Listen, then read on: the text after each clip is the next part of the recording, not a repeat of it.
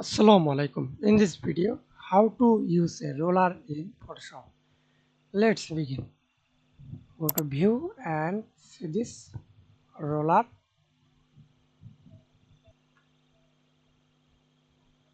So Ctrl R or click here or press Ctrl R. Then select the roller line.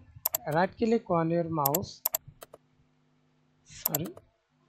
Use piece, inches, millimeters, centimeters, pixels, points as you wish. Inch, millimeters, centimeters, pixel.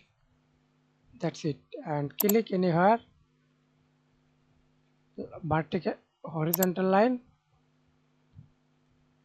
and use vertical line. That's it. Thanks for watching video. Please subscribe to my channel, like, comment, share.